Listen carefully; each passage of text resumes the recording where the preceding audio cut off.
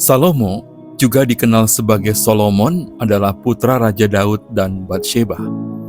Ia adalah raja ketiga Israel dan memerintah selama sekitar 40 tahun, dari tahun 970 hingga 931 sebelum Masehi. Nama Salomo berasal dari kata Shalom, yang berarti damai, dan pemerintahan Salomo dikenal sebagai periode perdamaian dan kemakmuran terbesar Israel. Salah satu kisah paling terkenal tentang Salomo adalah ketika Tuhan menawarkan untuk memberikan apa saja yang diminta Salomo.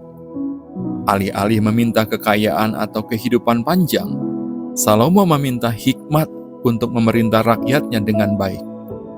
Tuhan senang dengan permintaan ini dan memberinya hikmat luar biasa, serta kekayaan dan kehormatan yang tak tertandingi. Ini yang Tuhan katakan kepada Salomo.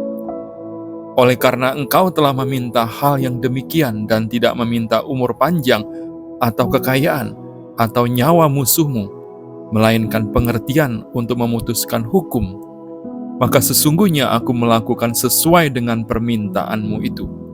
Sesungguhnya aku memberikan kepadamu hati yang penuh hikmat dan pengertian, sehingga sebelum engkau tidak ada seorang pun seperti engkau, dan sesudah engkau takkan bangkit seorang pun seperti engkau. Dan juga apa yang tidak kau minta, aku berikan kepadamu, baik kekayaan maupun kemuliaan, sehingga sepanjang umurmu takkan ada seorang pun seperti engkau di antara raja-raja. 1 Raja-Raja 3 ayat 11-13.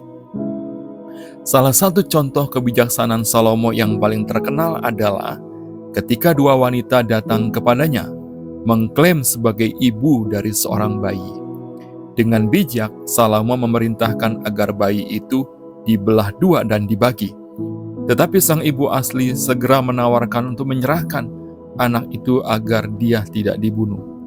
Salomo kemudian mengetahui siapa ibu sebenarnya berdasarkan kasih sayang yang ditunjukkannya. Salomo juga dikenal karena kekayaannya yang melimpah dan kemampuannya dalam membangun kerajaan yang makmur. Ia membangun bait suci pertama di Yerusalem yang menjadi pusat ibadah bagi bangsa Israel. Pembangunan bait suci ini merupakan proyek besar yang membutuhkan 7 tahun untuk diselesaikan dan melibatkan banyak pekerja, serta bahan-bahan dari seluruh penjuru.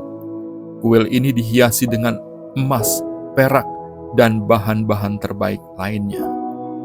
Selain membangun bait suci, Salomo juga mendirikan istana besar, mengembangkan infrastruktur, dan memperluas perdagangan internasional. Hubungan dagang dengan bangsa-bangsa lain, termasuk Mesir dan Fenisia, membantu meningkatkan kekayaan dan kesejahteraan Israel. Salomo memiliki banyak istri yang sebagian besar berasal dari perjanjian politik dengan bangsa-bangsa lain, seperti perempuan Moab, Ammon, Edom, Sidon, dan Het. Nama-nama istrinya tidak ada yang dicatat dalam Alkitab, kecuali putri Fir'aun Raja Mesir. Ini pun hanya disebut gelarnya saja putri, sementara namanya tidak disebutkan dengan jelas. Dikatakan bahwa ia memiliki 700 istri dan 300 gundik, termasuk putri dari raja-raja asing. Meski pernikahan ini memperkuat hubungan politik, para istri ini juga membawa praktik penyembahan berhala ke Israel. Salomo dalam usia tuanya tergoda oleh para istri ini untuk membangun kuil bagi dewa-dewa asing, sesuatu yang membuat Tuhan murka.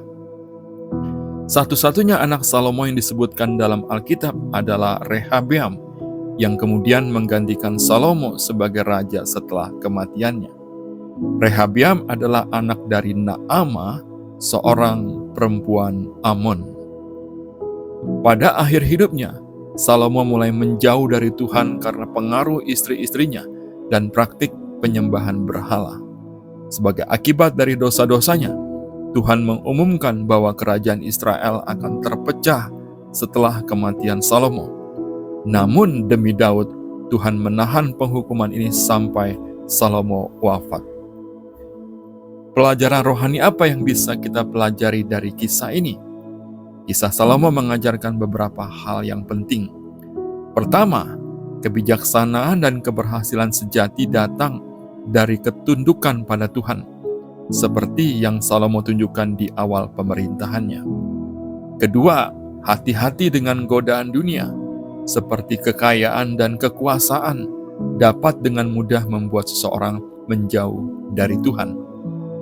Ketiga, meski diberikan kebijaksanaan, Salomo jatuh ke dalam dosa karena mengabaikan perintah Tuhan tentang penyembahan berhala dan hubungan dengan bangsa-bangsa asing. Kisahnya menjadi peringatan bahwa tanpa ketaatan, bahkan kebijaksanaan dan kekayaan terbesar pun tidak dapat menyelamatkan seseorang dari kehancuran rohani. Keempat, Salomo membiarkan pengaruh buruk masuk dalam hidupnya dengan cara menikahi wanita-wanita asing yang membawa dewa-dewa palsu mereka.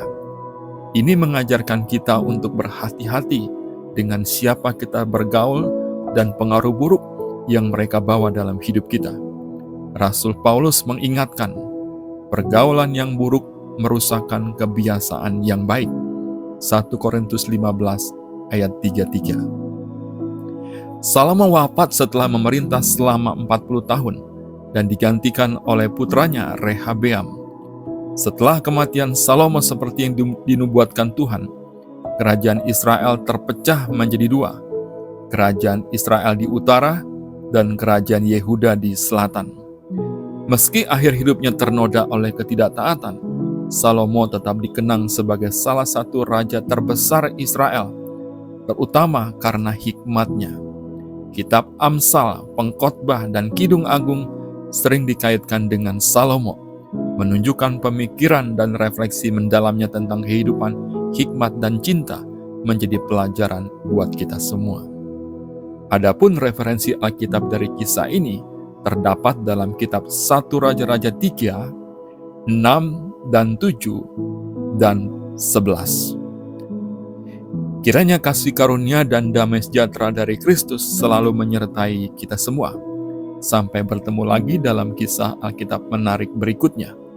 Tuhan Yesus memberkati.